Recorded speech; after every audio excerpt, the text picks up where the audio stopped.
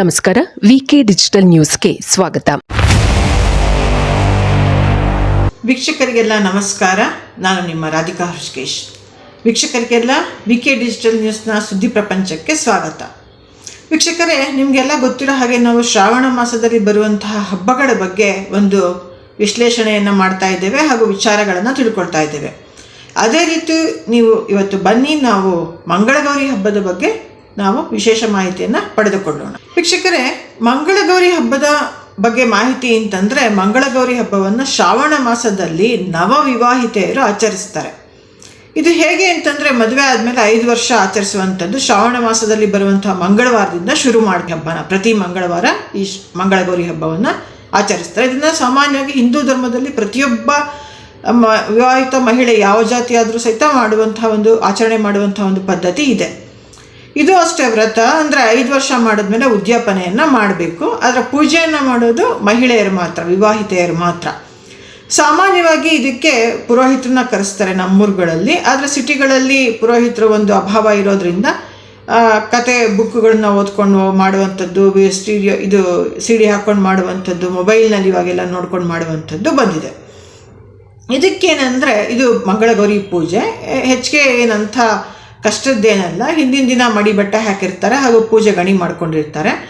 ಮಾರನೇ ದಿನ ಶಿವ ಪಾರ್ವತಿ ಫೋಟೋ ಹಿಂದೆ ಇಟ್ಬಿಟ್ಟು ಒಂದು ಬಟ್ಟಲಿನಲ್ಲಿ ಅರಿಶಿಣದಲ್ಲಿ ಗೌರಿ ಮಾಡ್ತಾರೆ. ತ್ರಿಕೋನಾಕಾರವಾಗಿ ಲಡಿಕೆ ಥರ ಗೌರಿ ಲಡಿಕೆ ಅಂದರೆ ತ್ರಿಕೋನ, ಗೋಪುರದ ಥರ. ಆ ಥರ ಚಿಕ್ಕದಾಗಿ ಇಷ್ಟುದ್ದ ಗೌರಿಯನ್ನು ಅರಿಶಿಣದ ಒಂದು ಹಿಟ್ಟಿನಲ್ಲಿ, ಅರಿಶಿಣದ ಪುಡಿಯಲ್ಲಿ ಮಾಡ್ಕೋತಾರೆ, ಹಾಲು ಹಾಕ್ಕೊಂಡು. ಇಲ್ಲ ನೀರಲ್ಲೇ ಮಾಡೋದು, ಚೂರು ಹಾಲು ಹಾಕಿರ್ತಾರೆ. ಅಂದರೆ ಹಾಲು ಅನ್ನೋದು ನಮಗೆ ಶುದ್ಧಿ, ಯಾವುದಕ್ಕೆ ಆಗಲಿ ಬೇರೆ ಶುದ್ಧಿ ಅನ್ನೋ ಒಂದು ಅರ್ಥ ಇಲ್ಲಿ ನಾವು ಕಾಣಬಹುದು.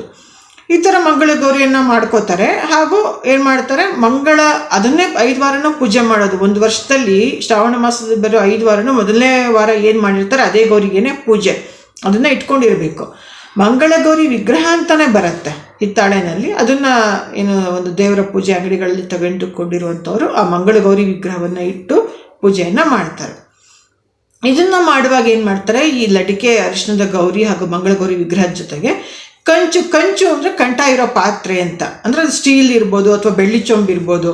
ಅದರಲ್ಲಿ ಏನು ಮಾಡ್ತಾರೆ, ಈ ಥರ 16 ಗೋಧಿ ಹಿಟ್ಟಲ್ಲಿ ಲಡಿಕೆಗಳನ್ನು ಮಾಡಿ ಹಾಕಿ, ಕೆಲವರು ರವೆ ಮತ್ತು ಬೆಲ್ಲ ಹಾಕೋರು ಇರ್ತಾರೆ. 16 ಲಡಿಕೆಗಳು, ಚಿಕ್ಕ ಲಡಿಕೆಗಳು, ಗೋಪುರದ ಆಕಾರಗಳನ್ನು ಮಾಡಿ ಹಾಕಿ ಅದನ್ನು ಮಧ್ಯದಲ್ಲಿಟ್ಟು ಅದ್ರ ಮೇಲೆ ತ್ರಿಕೋನಾಕಾರವಾಗಿ ಮಡಿಸ್ಬಿಟ್ಟು ಬ್ಲೌಸ್ ಪೀಸ್ನ 5 ಬ್ಲೌಸ್ ಪೀಸ್ ಇಡ್ತಾರೆ. ಒಂದು ಬ್ಲೌಸ್ ಪೀಸು ಕಂಚಿನ ಮೇಲೆ, 2 ಎಡಭಾಗಕ್ಕೆ, 2 ಬಲಭಾಗಕ್ಕೆ.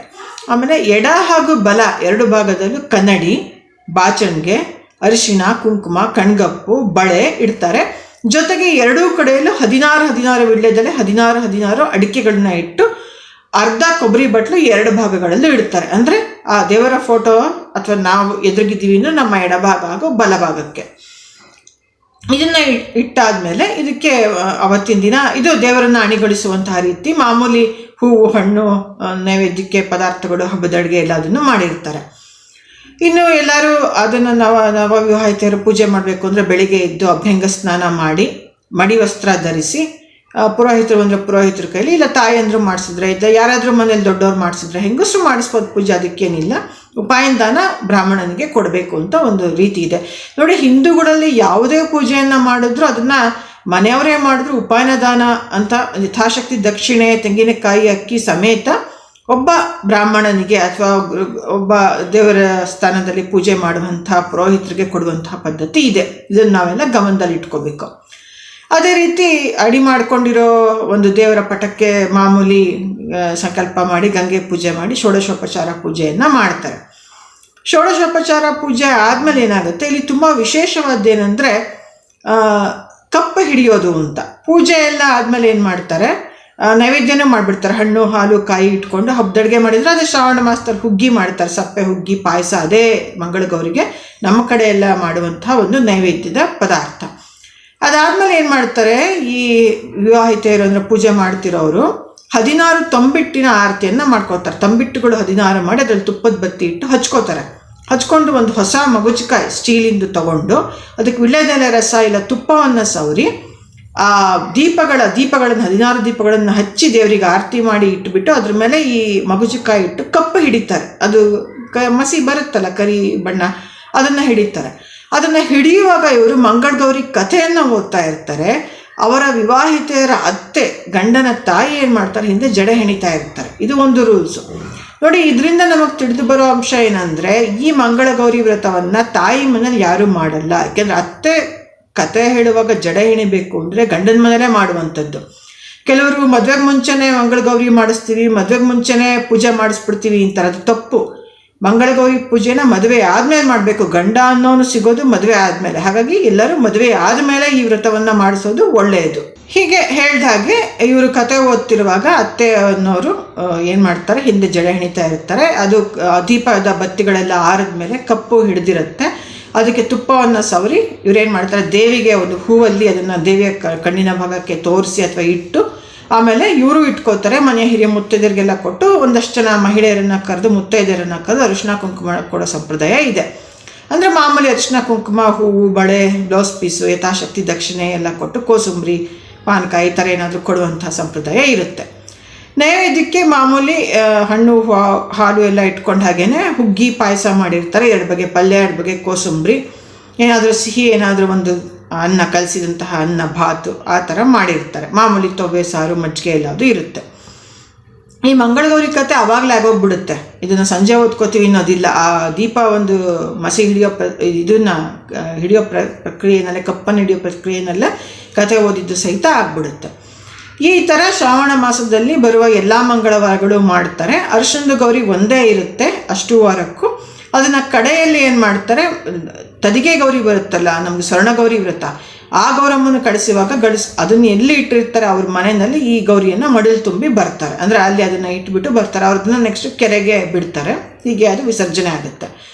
ಈ ಥರ 5 ವರ್ಷ ಮಾಡಿದ್ಮೇಲೆ ಏನು ಮಾಡ್ತಾರೆ, ಉದ್ಯಾಪನೆ ಮಾಡ್ತಾರೆ. ಉದ್ಯಾಪನೆ ಅಂದರೆ ಅವತ್ತು ಸ್ವಲ್ಪ ಉಪವಾಸ ಇದ್ದು ಸುಮಾರು ಒಂದು 16 ಜನ ಮುತ್ತೈದೆಯರನ್ನು ಕರೆದು, ಎಷ್ಟು ಜನ ಮುತ್ತೈದೆಯರು ಸಿಕ್ಕರೆ ಅಷ್ಟು ಜನ ಕರಿಬೋದು.